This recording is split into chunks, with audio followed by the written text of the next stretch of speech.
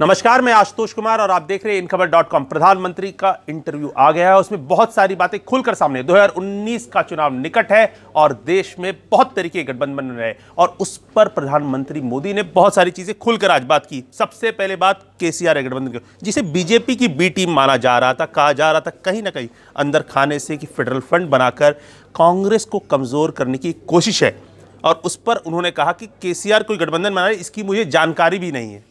देखिए, दरअसल इसका भी उन्होंने सियासी जवाब दिया है और उन्होंने दो बातें महत्वपूर्ण कही है। एक तो ये बोला है कि जो भी महागठबंधन बना रहे हैं वो ये ना भूलें कि वो पहले से कांग्रेस का विरोध करते रहे हैं, तो फिलहाल जो गठबंधन बन रहा है वो सिर्फ मोदी को हटाने के लिए बन रहा है। एक तो उन्होंने ये बात बोली। इस बात में इसलिए दम है कि जब कांग्रेस सत्ता में थी तो इसमें कोई दो राय नहीं कि बहुत सारे दल हैं जो उसका विरोध कर रहे थे, और अभी जो महागठबंधन बन रहा है वो मोदी के नाम पर ही बन रहा है कि बीजेपी और मोदी को हटाना है।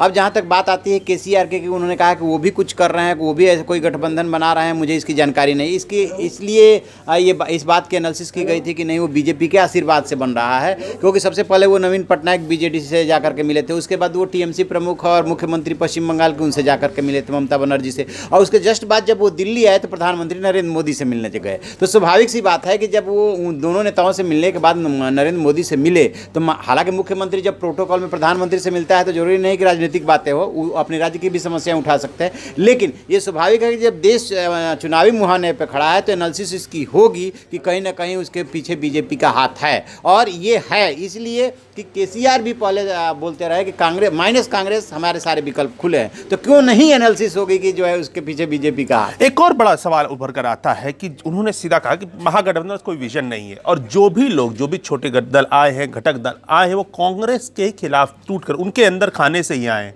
और फिर वो जुड़ रहे हैं। तो सीधा सीधी वो कह रहे हैं कि जो उनके पास कोई विजन नहीं है, देश को कुछ देना नहीं चाहते, सीधा वो प्रधानमंत्री मोदी मुझे सत्ता से निकालने का की कोशिश है।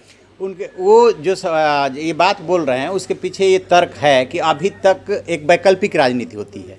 तो वैकल्पिक राजनीति जब आप करते हैं तो देश के सामने जो समस्याएं होती है ये आपको बताना पड़ता है कि हम आएंगे तो हम इन समस्याओं का समाधान कैसे करेंगे। जैसे माने कि सबसे पहले बेरोजगारी की बात है या किसानों की समस्याओं की बात है, तो अभी तक ये विपक्ष ने क्या कोई ऐसी वैकल्पिक राजनीति या विजनरी कोई एजेंडा रखा है क्या कि हम आए तो आएंगे? अगर हाल फिलहाल के चुनावी परिणाम देखें, जैसे ही कांग्रेस सत्ता में, उन्होंने किसानों के कर्जों को माफ कर दिया। जो ये सतही तौर पे देख रहे हैं। जैसे मान लीजिए कि होगा क्या कि जैसे कांग्रेस सत्ता में आ गई ना, बीजेपी ये डिमांड उठाएगी और जब कांग्रेस अपना खजाना देखेगी तब उसे वास्तविकता पता चलेगा कि हम ऐसा नहीं कर सकते। पंजाब का उदाहरण है, कर्नाटक का उदाहरण है, मध्य प्रदेश का उदाहरण है, ठीक है। तो वो आप कोई विजन नहीं दे पा रहे हैं, वो तो बहुत ही आप सामान्य तरीके से वादा करके सत्ता में आ गए, खजाना खा लिए, कर्ज ले करके और कर्ज माफ कर रहे हैं।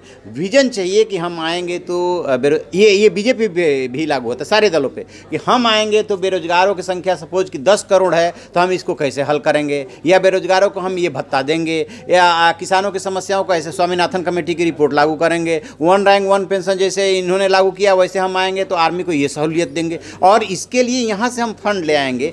ये विजनरी एजेंडा किसी ने भी अभी तक नहीं रखा है, और ये बीजेपी जब सत्ता में थी तो भी इन्होंने भी नहीं रखा था, सत्ता से बाहर थी तो ये सीधा तरीके से उनका कहना था कि महागठबंधन बस एक अपॉर्चुनिस्ट लोगों का गठबंधन है जो सिर्फ और सिर्फ सत्ता के लोभी है। तो हम लगातार प्रधानमंत्री मोदी के इंटरव्यू का विश्लेषण कर रहे हैं। इस तरह के वीडियोस को देखने के लिए हमारे चैनल इन खबर को सब्सक्राइब करें।